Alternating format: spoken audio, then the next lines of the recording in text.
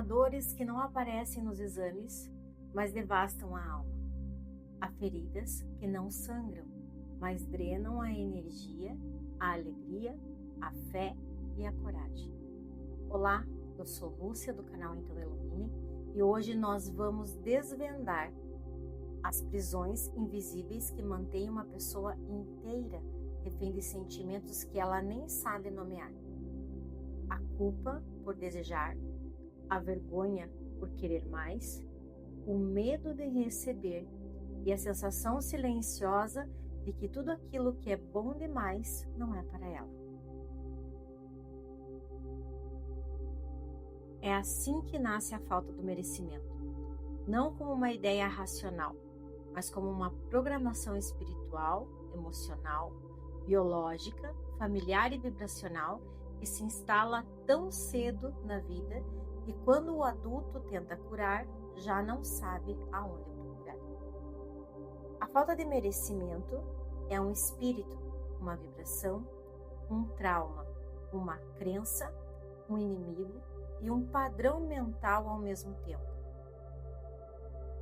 Ela é uma força que devora o que é seu, uma entidade simbólica que come o seu futuro, corrói os seus sentimentos, sabota as suas oportunidades e arranca de você aquilo que já era para ter chegado há muito tempo nas tuas mãos. A falta de merecimento raramente começa com grandes tragédias. Ela geralmente nasce no invisível, numa frase cortante, num olhar de desprezo, numa comparação injusta, num pai ausente, numa mãe exausta, numa rejeição, num sorriso que te diminuiu, ou num silêncio que pesou. Ela nasce na infância, quando você ainda não tinha filtro para separar o que era verdade do que era dor de outras pessoas projetadas sobre você. Às vezes, nasce num lar cheio de amor, mas vazio de presença. Ou nasce num lar cheio de regras e vazio de acolhimento. Algumas vezes, nasce no excesso de cobrança, da falta de cuidado. E outras vezes, nasce num único instante, o momento em que alguém fez você acreditar que precisava merecer amor para receber amor. A partir dali, tudo se organiza em torno de uma lógica distorcida. Se eu sofrer menos, eu perco menos. Se eu esperar pouco, eu me decepciono pouco. Se eu quiser pouco, eu erro menos. E o "se" está presente em todas essas lógicas. A neurociência chama isso de condicionamento de escassez. O campo energético chama de fenda vibracional. A Bíblia chama de mentira implantada pelo inimigo. Terapias chamam de ego ferido. Já as tradições antigas chamam do espírito do devorador, essa força que rouba o que já é seu antes mesmo de você tocar. E ela se instala no corpo, porque nada fica só na mente. A falta de merecimento afeta órgãos específicos, criando sintomas que a medicina isolada muitas vezes não explica. No estômago nasce a gastrite emocional, a queimação, o nó constante. O estômago é o plexo solar do eu posso, eu sou, ou o espírito de fortaleza de Deus, que te dá a força e o poder necessário para você crer que merece. E quando alguém passa a vida ouvindo que não pode, o estômago vira um campo de batalha. No fígado surge a raiva acumulada, a sensação de injustiça, a química do "por que sempre comigo?". No peito, falta de ar. Há um aperto, um medo de receber, uma trava no cardíaco, que é o espírito do conselho do Senhor, responsável pelo discernimento das decisões e que impede o fluxo do amor próprio. Na lombar surge o peso da vida, a dor de quem nunca se sentiu apoiado. Nos quadris e no útero, bloqueia-se a criação, o feminino, a capacidade de multiplicar, de gerar, de manifestar e de cocriar. Na garganta, nasce o nó de quem aprendeu a não pedir, não incomodar, não reivindicar, não dizer eu quero. A psicossomática explica: aquilo que não é elaborado, a alma força o corpo a expressar. A falta de merecimento não apenas dói, ela adoece. E quando adoece, atrai, porque vibração baixa abre portas. Portas para ataques espirituais, portas para confusão mental, portas para relacionamento que nos drenam, portas para pessoas que enxergam em nós uma fraqueza emocional e se alimentam dela. A falta de merecimento cria brechas, e brechas criam devoradores. Esse espírito devorador não aparece como um monstro. Ele é sutil, ele apenas sussurra. Isso não é para você. Melhor você nem tentar. Você não vai conseguir. Você não é digno. E o inimigo não precisa destruir nada, basta te convencer disso para que você destrua tudo sozinho. Mas existe um momento, sempre existe, em que Deus bagunça tudo para arrumar. Porque quando Deus decide reorganizar, Ele começa tirando o excesso. Ele permite perdas, fechamentos, cortes, rupturas, demissões, quebras, falências, separações, silêncios e noites escuras da alma para mostrar uma verdade que sem o caos você nunca veria. Que a vida construída em cima de feridas não se sustenta. E é aí que você sente tudo ruir.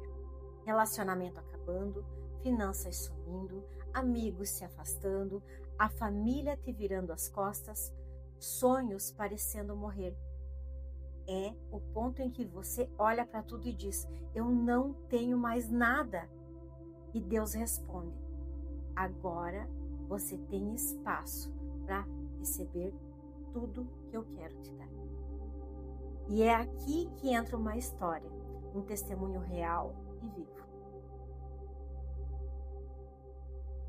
A falta de merecimento me fez perder casa, carro, empresa, amizades, relações, dinheiro, paz, noites de sono. Me fez perder força, me fez perder chão. Passei por ataques espirituais intensos, sonhos opressivos, vozes tentando me puxar de volta para a escuridão, numa disputa visceral pela minha alma. E, no entanto, em uma dessas noites, quando a opressão me esmagava no peito, eu gritei: eu sou filha de Deus, sim. E foi naquele momento o devorador perdeu o direito sobre mim. Porque quando há posicionamento à libertação, o mundo espiritual não resiste a alguém que sabe a quem pertence. E Deus começou a reconstruir, não rápido, muito menos fácil, também nada limpo, mas real. Ele enviou pessoas. Quando eu olho para trás, eu olho cada pessoa que Ele enviou e em cada momento em que Ele enviou. Inclusive, uma menina de 17 anos mais nova, que nunca me julgou, nunca me apontou o dedo, nunca cobrou uma religião, mas orava por mim em silêncio, aos pés da maca, enquanto eu chorava durante massagens terapêuticas. Foi ela também um dos inúmeros instrumentos, não para me empurrar para uma doutrina, mas para me conduzir de volta para Deus. até o dia que eu me levantei e andei até a frente de uma igreja e disse sim para Jesus. Pela primeira vez consciente. E ali o processo começou. Mas Deus não parou, porque Ele reorganiza em camadas. Enquanto me reconstruía espiritualmente, Ele também reconstruía a minha mente. Com isso, eu passei pela psiquiatria, pela terapia, pelos medicamentos necessários, porque Deus não separa o espiritual do científico. Quem criou a alma humana foi o mesmo e que criou o sistema nervoso. Deus usa o que Ele quer para salvar alguém que Ele quer. E eu entendi. Os remédios eram pontes, não prisões naquele momento. Eles eram auxílios, não identidade. Eles eram temporários, não eternos. E quando chegou a hora, com o acompanhamento correto, eu os deixei. E a mente encontrou um outro tipo de equilíbrio. Mas a falta de merecimento estava ali. Ela não some só porque você encontra Deus. Ela precisa ser treinada, reprogramada e confrontada. E foi aí que eu percebi a minha dificuldade em colocar preço nos meus atendimentos, em cobrar pelos meus serviços, em reconhecer o valor da minha história. A falta de merecimento é sim. Ela trabalha em silêncio nas camadas mais profundas, como se você precisasse aprovação das pessoas o tempo todo. E eu sentia no corpo, nas dores, nos bloqueios, nas inquietações da lombar, na tensão no peito. O corpo falava, ele gritava antes mesmo da consciência, porque o corpo nunca mente. Depois de todas essas minhas descobertas, e esse canal e essas autoleituras, muitos são de mais de 30 anos de experiências que eu tive, e eu relato aqui, em forma de testemunhos, em forma de autoleituras, em forma de estudos, são experiências da minha própria vivência. Eu quero contar também mais uma história, e essa é de uma paciente de 55 anos que chegou após um AVC isquêmico, carregando não apenas um trauma físico, mas uma sentença emocional, a de que a sua vida tinha acabado por completo. Ela não acreditava em si, não acreditava no futuro e não acreditava que poderia ser desejada, vista e admirada. E depois desses mais de 30 anos de estudo pela minha própria dor, eu havia percebido traços de falta de merecimento nela. E eu propus exercícios em formas de orações, 21 dias de repetições para cada camada emocional. E foram 120 noites sem falhar. Ela mesma me falou que ela não falhou nenhuma noite. Foi uma vigília espiritual, uma reprogramação profunda. E ao final, aquela mulher que se achava acabada fechou o contrato como modelo sênior em Florianópolis, fotos, vídeos e campanhas.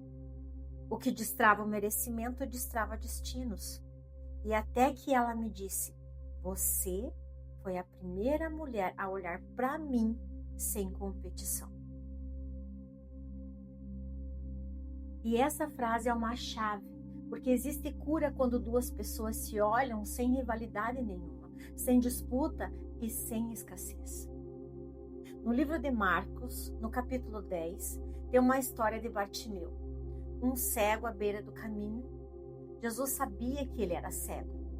Todo mundo sabia, mas ainda Jesus perguntou: o que queres que eu te faça? Não porque ele duvidasse, mas porque o reino respeita o desejo, respeita a vontade, respeita o pedir. E o merecimento é isso, entender que Deus só faz quando você escolhe querer. E muitas pessoas não recebem porque sequer se autorizam a pedir. Bartimeu sabia o que queria, e muitos não sabem. Eu não sabia, minha paciente não sabia. As pessoas perdidas na falta de merecimento não sabem. E o processo espiritual começa quando o pedido se torna consciente. E eu vou falar de uma análise própria que eu fiz com o passar desses anos. 40% de nós é essência. 40% é do ambiente em que vivemos. 5% das experiências que temos e 15% do nosso ego. Quando alguém cresce num ambiente onde o amor foi escasso, o merecimento fica preso nesses 40% do ambiente. Onde há críticas demais, nasce a autocrítica. Onde há escassez demais, nasce o medo de prosperar. Onde há rejeição demais, nasce o apego. Onde há humilhação, nasce a autossabotagem. Assim a alma passa a operar por sobrevivência, não por criação. Mas Deus não nos fez para sobreviver. Ele nos fez para multiplicar, para expandir, criar e florescer. O merecimento não é uma recompensa, ele é uma identidade espiritual. A prova disso é que Jesus nunca negou cura para ninguém. Ele nunca perguntou se a pessoa merecia, apenas perguntava: você crê? Porque merecimento no reino é sobre identidade, não sobre desempenho. E é por isso que a falta de merecimento dói tanto. Ela não mexe só com a mente, ela mexe com o sentido da existência. Uma mulher ou um homem que não se sente merecedor perde o brilho, perde a postura, a intuição, a coragem.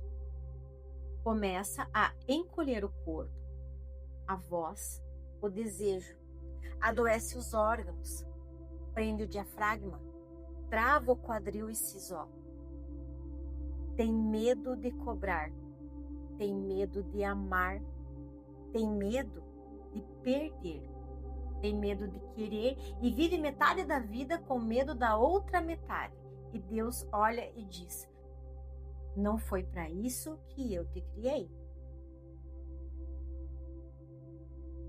A falta de merecimento se manifesta também em doenças específicas, como gastrite crônica, refluxo, enxaqueca, hipertensão, tensão muscular, dores lombares, fibromialgia, distúrbios do sono, ansiedade generalizada, irregularidades hormonais, cistos ovarianos, síndrome do ovário policístico, miomas, quedas de cabelo, dermatites emocionais, alergias recorrentes, intestino irritado, dores pélvicas, dores ciáticas, sensação de peso nos ombros, fadiga adrenal.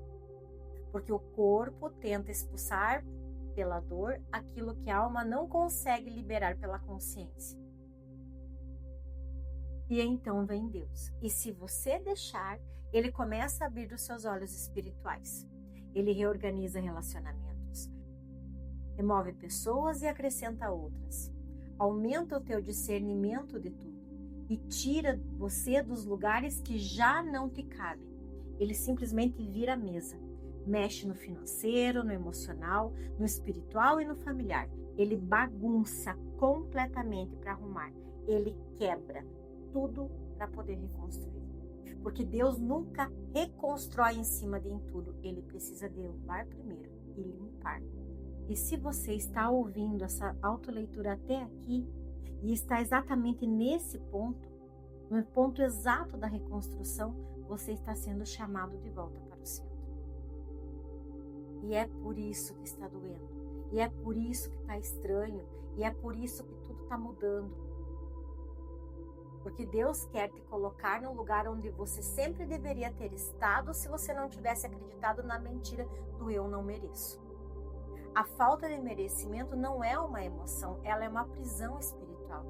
E hoje você está abrindo a porta através do entendimento e do discernimento, da consciência, através da fé e da cura, através de um testemunho e de uma verdade.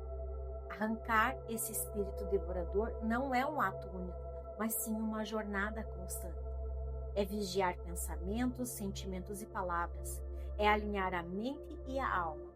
E é assumir a responsabilidade e o protagonismo da sua vida. É dizer, eu mereço porque Deus me fez herdeiro. É se olhar no espelho e ver o valor, se tratar com honra, receber um amor sem medo e deixar Deus te dar o que você sempre negou a si mesmo. E por fim, e nunca menos importante, escute isso com o coração aberto. O que você perdeu não era uma punição, mas sim uma libertação.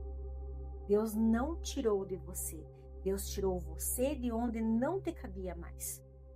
Bagunçou porque Ele ama, virou do avesso porque precisava encaixar o novo.